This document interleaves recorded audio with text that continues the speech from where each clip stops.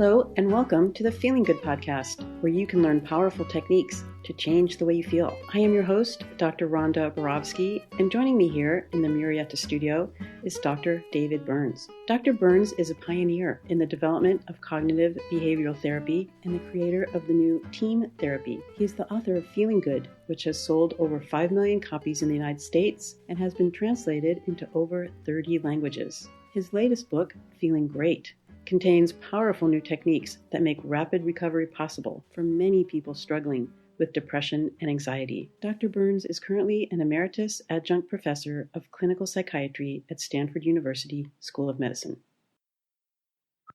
Hello, Rhonda. Hi, David, and welcome to everyone, our listeners around the world and in our own little country here in Canada and Mexico and everywhere else. This is the Feeling Good podcast, episode 326. And what an exciting follow-up to last week's podcast announcing the 2-day anxiety marathon that Jacob and his colleague Michael Luau so wonderfully produced and offered at almost free of charge, a fantastic thing. And now we're going to do our first personal work of 2023, which will be on the same topic of social anxiety, something that so many of us, therapists and general public alike, have struggled with and can identify with. And what a fantastic 2-part podcast we've got coming up for you. It'll blow you away. Great. Let's take a listen. Your depression score, Cody, is 6 out of 20, which is just a very mild level of depression. But one thing is very elevated, and that's the third item, low self-esteem, inferiority, or worthlessness. And you say you're feeling that a lot. So that's pretty strong. The sadness, the hopelessness, the loss of motivation, loss of pleasure and satisfaction in life are just barely elevated. That one symptom is very strong. There's no suicidal thoughts or urges. The anxiety is 11 out of 20, so that would be more in the range of moderate anxiety. The anger is only 2 out of 20, so that's minimal. There's just a touch of frustration and a touch of irritation. The happiness scale is pretty revealing. It's only 11 out of 20. And what that means is even though the depression is only a little elevated, the anxiety is moderately elevated, the happiness is very diminished. It goes from 0 to 20, and the score of 11 shows that all of the happiness feelings are moderate, except one is a lot, but none were extremely. The happy and joyful is a lot, which is great to see, but hopeful and worthwhile and motivated and feeling pleasure and satisfaction in life are only moderate. And we would sure love to see those go up to a lot and eventually to the extremely range. And you didn't do the relationship satisfaction, so we'll just ignore that. And then I'll briefly, just to move us quickly into the topic. I think you want help with social anxiety. You went to the workshop, and you're aware of this thing that Kai has made famous, and Chan Mary, this rejection practice. And when you're thinking of approaching someone, like in a mall or wherever, to ask them to reject you, to help you get over your fear of being rejected, it's very upsetting to you, and the anxiety category, anxiety, worried, nervous, and frightened, is 70%. There's a little bit of feeling bad and ashamed, 35%. All of the inferior and worthless and inadequate and defective and incompetent categories have been checked, and they're at the 60% level. And then feelings of rejection is very intense. That's at the 90% level. And feeling foolish and self-conscious is at the 100% level, just super, super intense. And hopeless, discouraged, pessimistic, and despairing is 90%. Again, very, very intense. Frustration and stuck is 50%, and annoyed is 50%. And then the negative thoughts that you so kindly shared with us were, number one, they will be annoyed that I'm bothering them. And in other words, if I approach some strange person and ask her to reject me, that they'll get annoyed. And you believe that 100%. And that you'll be seen by others as a predator or a stalker. And you, at least at the time you wrote that, you believe that 100%. And that you'll be viewed as a disrespectful jerk, and you believe that one 60%. And then I asked you also in prep to do a downward arrow, and you said, someone I know will hear me saying something awkward and they'll judge me and tell other people. That one was only 40%, but still an upsetting thought. And then people will talk about me and how strange I am, and that was a 40%. And then the next one was 100%. I'll lose respect from the people I care about. That was 100% on that one. And then finally, the final thought is I'll lose friends and be alone. And that was only 40%. And so with that in mind, let's dive right in and tell us about your issue with social anxiety, Cody, how it's affecting you now, where it came from maybe in your past, and how you're feeling right now, also in front of the group, being fairly vulnerable and sharing so much of yourself with us. Sure. So I guess I've been shy. Oh, yep. Yeah, I guess I've been shy or introverted for so I've been shy for, as long as I can remember. I think for a really long time I just considered myself a shy, introverted person, and that was like a normal thing to feel all the time. I think I've really started noticing it in maybe middle school, where I just felt like I've always felt like I never fit in anywhere, and no one, I don't know, just never felt like I've ever like really connected with people in general too deeply. I did have an experience in middle school where a lot of my, when I was so right, as a kid you're trying to fit in and so I had a group of friends that wanted to them to like me and everything, and I'd been their friends for probably a year or so, or maybe more. I don't know time. I don't know how to judge time back then. And then just one day they all, decided to just torment me from then on out. And at the time I was like, there's assigned seats and you gotta be next to them all the time. And I just remember times where I was, at recess, I would just cry at recess. And then, that lasted for, I don't know. I don't even know. It felt like months. I don't know if it was months. I don't know if it was weeks or whatever. And then then they just went back to being my friends for no apparent reason. I had no idea why they did that. I don't know. But I look back on that moment as probably one of the more, painful moments in my life. And I feel like that has influenced me a lot since then. Feeling like I don't know what people are thinking about me. And yeah, so I just feel like people are judging me, and it's hard for me to, get close to people when I feel that way. Luckily, I've been able to, for the most part, get over a vast majority of my social anxiety. I think that I used to not be able to answer phones. I was too afraid to order a pizza at restaurants. I don't know. I would struggle through it, but it was awful. And yeah, I guess from a lot of the things that I've learned, that through David's work, and then also, life sometimes just kind of gives you a shove and makes you some kind of like your blood phobia that you have, David, or you had, right? You had a choice, either you do this or not. And mine was kind of like, I got a job and they said, you have to answer this phone. If you don't, then you don't get the job. And so I just had to do it over and over. And then also a lot of the techniques that I've learned through team, I've done myself. And so I'm really happy that I've gotten that, that far or this far. And it seems like the last thing that is really causing me a problem in life is dating. And I mean, I would just like to, connect with anybody in general a little easier. And I think that doing this exercise would help me with that. But it's really probably the scariest thing I've ever tried to do.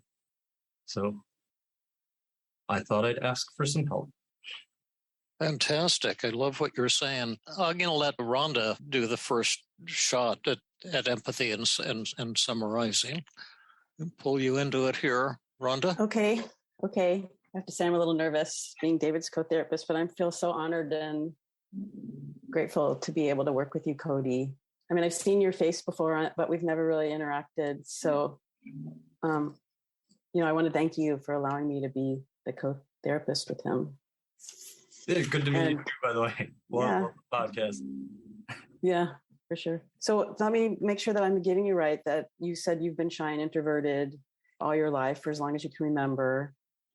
And you said you thought that it started in middle school, but you've always had this feeling of never fitting in and never being able to really connect with people too deeply. And, like you said, everybody in middle school wants to fit in, right? I remember that feeling very, very well, how difficult it was to fit in middle school. And you described this, like as you're telling it, I'm literally feeling tears pull up in my eyes. It was just so agonizing that you had this group of friends, and like time is sort of not relevant, but you had them for a while, and then all of a sudden it's like they got together and decided to reject you and make fun of you, and you had no idea what was going on. And it sounds like that was so painful. And listening to you tell that story, my heart just really goes out to you, and it feels so sad and so rejecting and so confusing. Like, what is this happening in my life? Like, my friends rejecting me and treating me so meanly. I feel really protective of you. I wish I could go back there and like kind of shake them and say, why did you treat them that way? And you described how you would cry at recess, and again, time is relative. You don't know how long it lasted, months or weeks. And then for some reason, they all decided to be friends with you again. And you described that as like the most painful moments of your life. And I can completely, makes total sense why you would not trust opening yourself up to people. And how can you know, like you said, you don't know what people are thinking of you. And that generated some social anxiety. And you've described some really great efforts that you put in to get over the vast majority of your social anxiety, that there were times when you couldn't even answer the phone, but you got this job where you had to answer the phone. And what a great job to get to work that out. Really awesome. And, there were times when you didn't order pizza in restaurants, but then you pushed yourself and started doing that. And so the last bit of your social anxiety that you really want to work on is dating and having a warm, loving relationship with someone. And I want that for you too. I feel like we're super motivated and happy to have that as your goal. And you described the shame attacking like exercise where you go out and try to do rejection practice at a mall as the most uncomfortable, scariest thing you've ever tried to do. And it is, I totally agree, super scary and uncomfortable, especially if you're doing it by yourself without anyone accompanying you. And so I totally admire that you're out there attempting to do it on your own, and think that you're not a person that's kind of wading in the shallows, you're diving into the deep end. And I really appreciate that. Am I getting it right? Am I understanding you? I guess there was, I guess a couple more things. Okay. I wanted to say, you're nailing it. I think also because another big motivation is, in the social anxiety group, there was, because we have to do role plays, right? And one of the people that I was like paired up with, this was exactly the topic that he picked. I don't know if he edited himself or he was making it up. But he's like, I have a problem dating. And I'm like, you could have said anything else.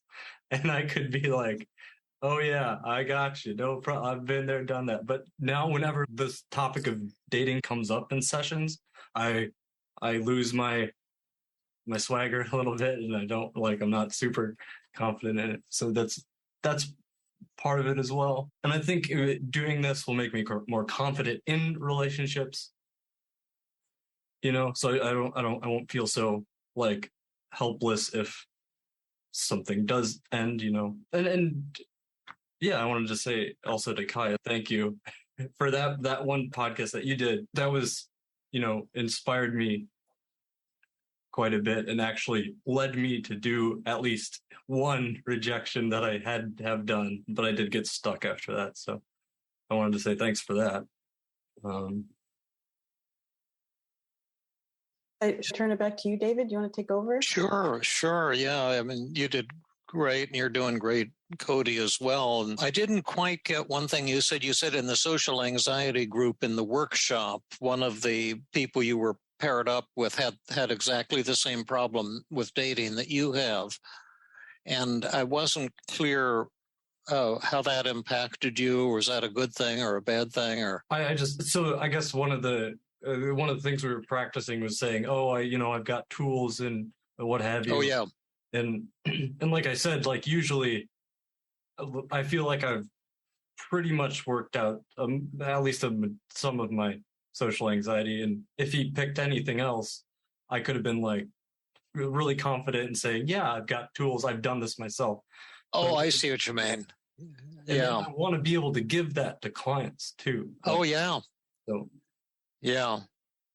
I'm with you there. I give that all the time. Whenever they have social anxiety, I say I've had 5 different kinds of social anxiety, and I can give you stories that would make your hair crawl or stand on end. And boy, am I going to enjoy working with you, because it's going to be a joy to show you how to turn that around. And people really just love hearing that you've been there, what I'm going through, and you've got something to help me. And so that I look forward to your doing that too. I used to do a 2-day social anxiety workshop, and I did a live demo at each one. And there was one in Boston, and this fellow, I think he'd been raised in Germany, and he volunteered for the live demo, and he just had crippling social anxiety and public speaking anxiety. And then I remember, so I worked with him and did the live thing. And then the evening we went out for dinner, and I kind of pushed him into doing some kind of shame attacking and flirting with people and stuff like that. And he went for it. He really ended up on a high. And I never heard from him after the workshop, but then he emailed me about probably 5 years after that, just to say he's still on a high, and he works for Fortune 500 company, and he's been put in the position of coaching people with social anxiety and public speaking anxiety, because they view him as this great expert in that area. And I'm sure he is, and very effective. So we look forward to when you make that same statement. It's going to be really neat to watch that evolution. I'm trying to figure out where we're at right now. Shall we ask Cody to give us a grade for empathy? Yeah. Oh, I guess one more thing. Yeah. I guess I don't know. I'm to address how I'm feeling right now. Yeah. I mean, I've been nervous all day. Like I get pretty bad, like stomach stuff when I'm nervous, and it's just been every time I get an email from the group, it kicks up again, and I'm like, oh, why did I say I was going to do this? Yeah. But it's it's, I think, subsided, at least for now. So yeah, how strong was your anxiety during the day when you were thinking about doing this, and your stomach was kicking up, and you were feeling anxious, and you're physically and psychologically? How intense did it get at the highest level, between 0 and 100? At the highest level, I want to say like 80 coming to mind. Right. And what is it right now, would you say? I've like 10. 10. And what brought it down so fast and so dramatically, in your opinion? That's a good question. I don't know. I guess we're comfortable now. Yeah. But you must have done something that made yourself more comfortable. Do you have any idea what it was? I'm guessing saying everything that was, I got things there, was able to talk about it, and you listened. Yeah. And, yeah, your self-disclosure. Yeah. And that's like confronting a fear too, right? Yeah. So, Yeah, so that's what I was afraid of. I was like, oh, what? Yeah, all these people and everybody in the chat. I keep seeing you, and it's great. So thank you. Oh, are they making nice comments in the chat? Yeah. Oh, that's neat. I hope somebody saves those for Cody, so you can. And I'd like to see them later on as well. Yeah, before we set our agenda, would you want to say what happened at our small group last week? Because it was such an exclamation point. You asked me to do a rejection practice right there. Yeah. And yeah, I mean, I started opening up, and I didn't maybe keep it together as well as I feel like I'm doing right now. But yeah, I felt like I teared up, and it seemed like you all kind of teared up, and we shared an intimate feelings of mine, and it felt good to get off my chest. And and we had two beautiful young women in our group. And you were looking all falling apart and tearful and vulnerable, and not like some Hollywood actor sweeping women off their feet. And then what happened to those women? They said that they were, they were closer. Yeah. It was such a neat magic moment that you brought you brought magic into all of our lives just with your vulnerability. It was so beautiful to watch that. And, I've been on a high about that ever since last week. Well, thanks. Yeah. So how are we doing now, would you say, on empathy? What grade would you give us? Yeah, I'll give you an A. Yay. Okay. And so let's move on to the assessment of resistance phase.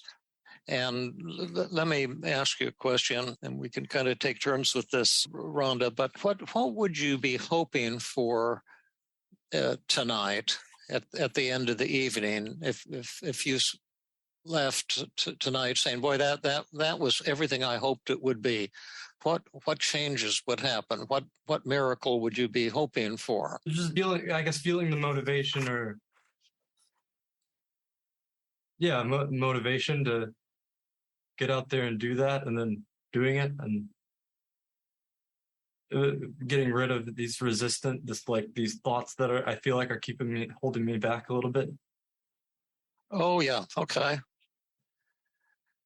Sure. Can I ask you a question, Cody? Yeah. So when you say get out there and doing it, you're saying you want to have the motivation to get out there and do the rejection practice. Is that what you're saying? Okay. Yes. Thanks. And how about the other things like smile and hello practice, or flirting training, or shame attacking exercises, and all of that good stuff? I mean, I feel like, so I do smile and hello stuff. Cool. All the time. I try to say hello to everybody that I see at my apartment here. And when I walk down, I try to, whoever will say hello. So I've done neat. that. I've done self-disclosure. I've only done it. I only did it to 10 people. I don't know. That was super eye-opening. And well, that's neat. What was eye-opening? What happened? It was just everybody said it was either they had a social anxiety or they knew somebody close to them that had social anxiety, and they were just like, "This is awesome that you're doing this." Cool. Yeah. It is. I mean, I would do a survey of our group right now, just if anyone was interested. Put your hand up if you've struggled with some form of social anxiety, like performance anxiety, public speaking anxiety, shyness. Let's see what percentage we have here. It looks like a good, 80%, I would say. Mm. Yeah, that's an awful lot. I think it's just tremendously common, like in the circles. Yeah, Sarah and Kate, and let's see, who's that? Robbie, Olivia. Just a lot of people have this issue. My first public speaking thing was at Oxford University in England, and I had nightmares before it. I was so anxious I couldn't sleep. I just wandered around the university, and then I felt like owls were hooting at me scornfully. And then when I gave my talk the next day, it was every bit as bad as I had imagined. It was like one of the worst experiences of my life, like what you described. But that's a story for another day. Yeah. So let's say that you want the motivation. That's might or might not be something we can deliver. You might have to push yourself to do the rejection practice at first, and we might have you try it here tonight as well. But getting rid of the thoughts that are holding me down, I mean, we can certainly do that tonight and give you some rejection practice. But let me ask you this question. On your daily mood log, you have some pretty intense negative feelings going up to like 100% and 90% and 50 and 60 and 70% and a lot of negative thoughts. Women will be annoyed that I'm bothering them. They'll think I'm a predator, and people will see me as a predator and a stalker. And people will see me as a disrespectful jerk. And people will hear me saying weird things in public, and then I'll lose respect from the people I care about. And so I take it what you'd like is for us to reduce or maybe make these negative thoughts and feelings disappear, Cody. And so let me just ask you the magic button question. Suppose we had a magic button here, and if you pressed it, all of these negative thoughts and feelings on your daily mood log would instantly disappear like a flash, and you'd go into a state of euphoria and tremendous self-confidence, and you'd be able to approach women wherever you are, anytime you want, without any anxiety or whatever. Would you press that magic button? I mean, no, but good point. And tell us why not? Because to some extent, I do like these feelings, and I that, as we all probably know, a lot of these feelings show something great about me. Well, let's see what they show about you, and let's list some of them. The negative thoughts and feelings show some great things and are positive. What are some positives about these intense negative feelings and these negative thoughts? There's three questions really, Cody. Why are they appropriate? Number two, how are they helping you? And number three, what do they show about you and your core values that's pretty positive and awesome? Cody, do you have a piece of paper and pencil or another computer you can take notes on while we're doing this exercise? Because we'll need a list of positives. A piece of paper, yes. And just to get you started, what are some really great things about your feelings of anxiety and worry and nervousness and frightened? 70%. And what are some really good things about those feelings that we wouldn't want them to go to zero? I think it shows that I care about people's comfort and not wanting to be bothered. All right. Cool. So you said that one good thing about your anxiety, it shows that you care about people's comfort, and that's very true. That is a benefit. And is that a benefit real? Do you really care about people's comfort, Cody? Yeah. Is that important? Yeah. Is that powerful? Yeah. Absolutely. What are some other associated with your anxiety? What other ways might it help you, for example? I mean, I think it keeps me from feeling, that rejection. It keeps me safe. Yeah, so that's number two. It protects me from rejection or doing something foolish, right? Yeah. So I guess you're saying that your anxiety protects not only other people, but it is also protecting you. Yeah. just protects everybody from me. Yeah. And is it important that it's protecting you from rejection and doing something foolish? Right. Yeah. And is that powerful? Yeah. So that's a good one. That's, what we call outcome resistance. Good reasons not to press the magic button. I'll let you take over on this assessment of resistance, Rhonda. We're just hitting the tip of the iceberg here. Okay, thanks. I'm looking at your negative statement, I'll be seen by others as a predator or a stalker. And I'm wondering what that particular negative statement or negative thought says about you that's really awesome. It seems to me that's connected to your anxiety. Is that connected? Is that connected to your anxiety? Yeah. So what does that thought say about you that's really awesome? I mean, I don't want to I don't know. I want to fit in with social norms. I feel like walking around the mall and looking for somebody to talk to makes me feel really weird and not myself. And I don't know. So you want to fit in? Yeah. I care about social norms. I don't know if that. Yeah. Well, there's two things. I want to fit in with people and be close to people. And I also want to fit in with social norms. Yeah. Can I give you what I'm thinking when I hear that negative thought? You want to be really respectful toward women. Yeah. Is that true? And not be threatening women? Oh, yeah. Is it women that you're approaching? Yeah. Okay. With that thought, yeah. So is that true for you, that you want to be respectful toward women and not threatening? Yeah, definitely. I don't want to I don't know. I feel like people have bad experiences out there, and I don't want to contribute to that or something. Is that an important value that you have, being respectful toward women? Yeah. Is it powerful? Yeah. Is it real? Yeah. Oh, cool.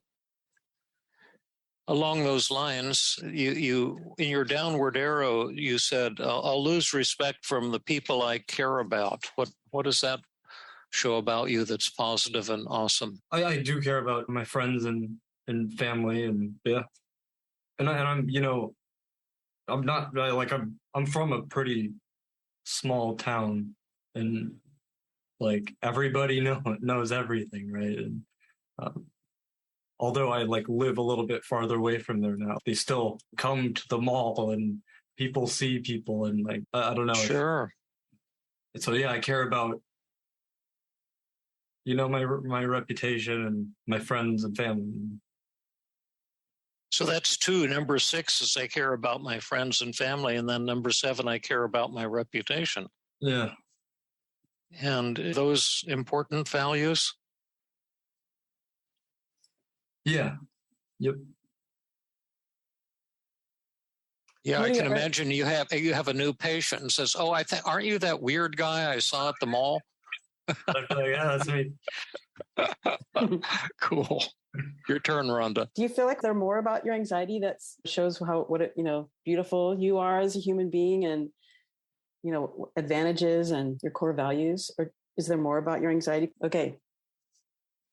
How about your feeling of inferiority and inadequacy? Yeah. What does that show about you that's positive and awesome? I'm aware that I have something that I want to work on, and yeah, I don't know. Mm-hmm. Is that the right answer? Well, is that important, to be aware of your flaws and shortcomings? Yeah. Yeah. Uh-huh. And so you can put that down as a benefit. Does it also show any humility on your part? Yeah. Is that important quality? Yeah, definitely. Yeah, but you could put that down as number 9. You're back to you, Rhonda. Okay, let's go to your level of, you're feeling 90% unwanted. Is there any more that your feelings of feeling unwanted say about you that's really beautiful, or speaks to your core values, or gives you an advantage? Yeah. What are some great things about feeling unwanted? I mean, I do really care about connecting with people, it's like one of the most, it's one of the more important things I think in life. And exactly. Mm-hmm. Is it motivating you? Is that part of what's motivating you to do the rejection practice and do the smile and hello and everything you've already done and everything that you want to continue doing? Yeah. Yeah, because I really do. Yeah, I think that. Yeah, how much I did, like now that I've kind of gotten over the at least a lot of it, like how rewarding it is to connect with others, and I want to do that as much as possible. Right? Yeah, cool. And that now, and you're feeling foolish and self-conscious 100%. What's really awesome about feeling foolish and self-conscious? And Cody, I just are you writing these down as we're going through them? I missed the one. Yeah, except for the last lesson. Care, okay. Foolish and self-conscious. Yeah, I think, I mean, it's, I care about it. I mean, standards for myself. Mm-hmm. You have high standards for yourself in relationships? Yeah. That's a good one. And just to push things along here at a little quick pace, you feel hopeless, all of those at the 90% level. What's great about feeling hopeless? Well, I mean, I have given this whole, like, I've been trying to do rejection practice. I mean, like, I don't know when, like, Kai's podcast came out. Like, I feel like I've tried at least 6 times where I went to the mall or somewhere and I was like, okay, I'm going to do it. And I just chickened out every single time. And I'd like drive home and not attend it. And so, yeah, it just feels like I have this repeating thing. So does the hopelessness then show that you're realistic about your failures? Yeah. And what else? What are some other benefits of feeling hopeless? Does it help me? I mean, just like look at what I need to do differently and maybe motivated me to do this? Or I don't, in my experience, I mean, anything is possible, but my experience, hopelessness is more of an anti-motivator than a motivator. But what I was thinking about is that maybe the hopelessness protects you from disappointment. Yeah. Like, what if you get your hopes up and then Burns blows it? Right. Then how horrible would that be? Right. I'm just speculating that as long as you're hopeless, then, it keeps your hopes in check. So it protects you from disappointment.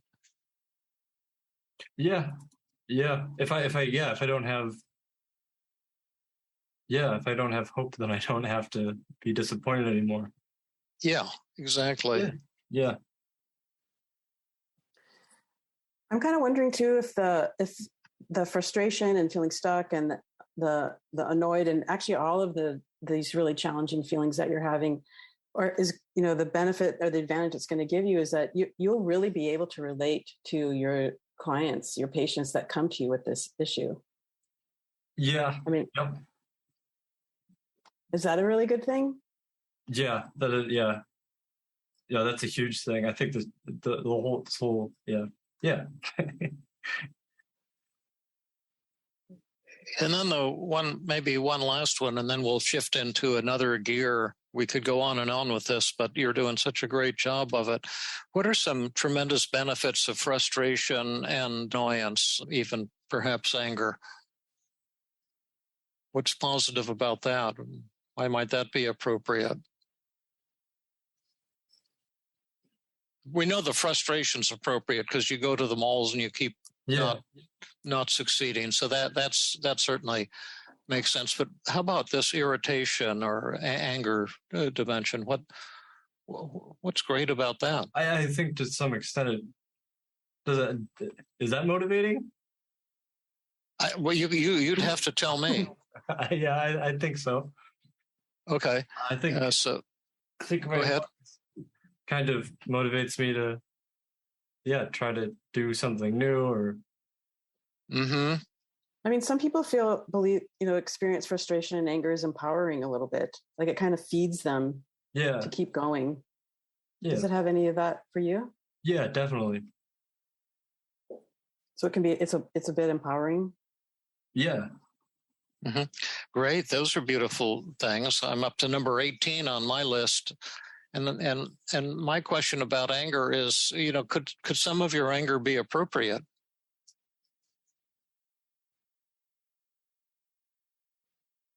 Yeah.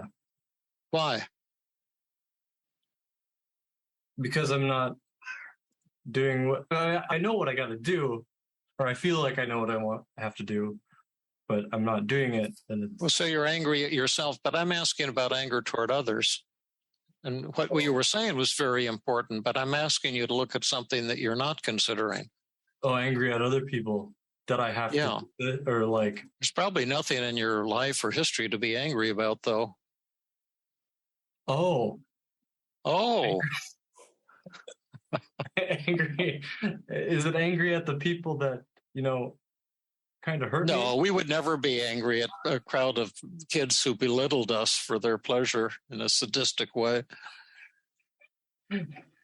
No, we would never do that.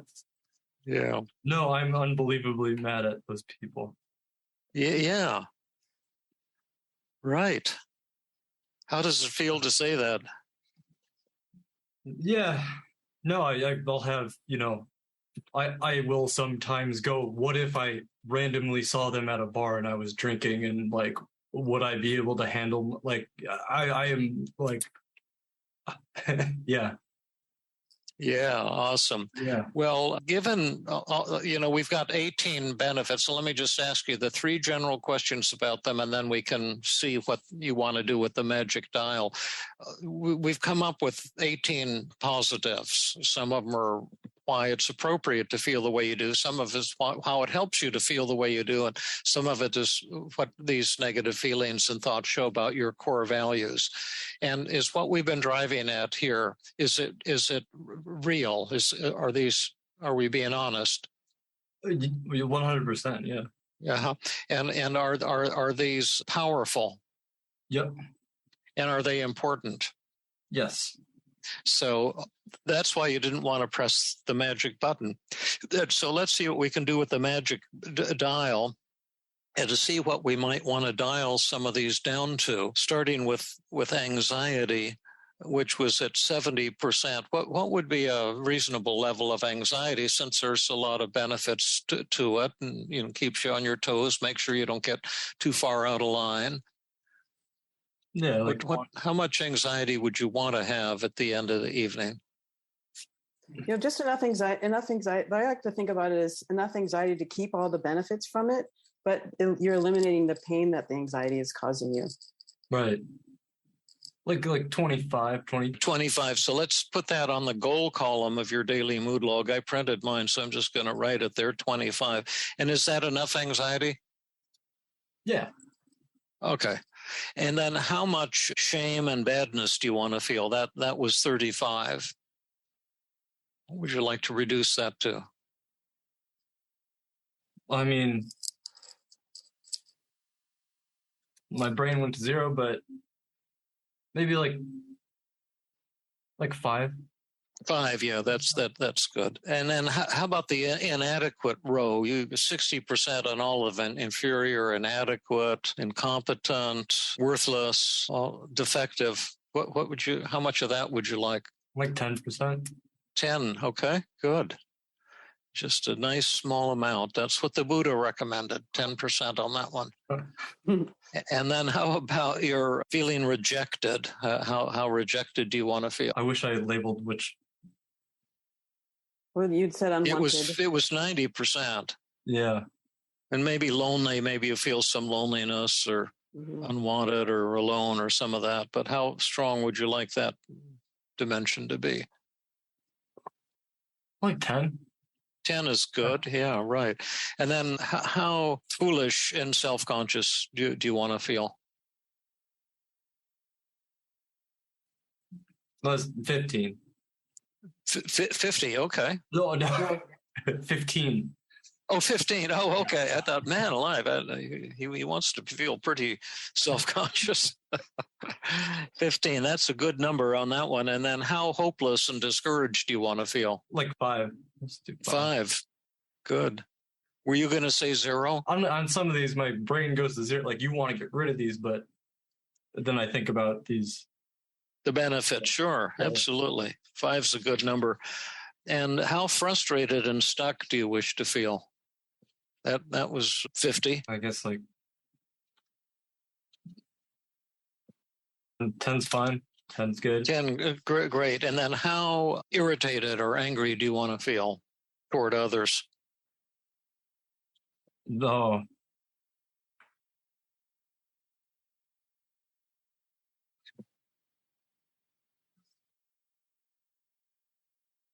Towards others, as in those people? Yeah, that's what I'm thinking about. You can also anger toward yourself. We can measure both of them separately. Oh. How about how angry do you want to feel toward those kids? I don't know. I want to say 100. Not 100. Yeah, that's great. We'll go from 50 to 100. And then how angry do you want to feel at yourself? I don't know, like 10 or something. Yeah, that sounds good. Great. This has been another episode of the Feeling Good podcast. For more information, visit Dr. Burns' website at feelinggood.com, where you will find the show notes under the podcast page. You will also find archives of previous episodes and many resources for therapists and non-therapists.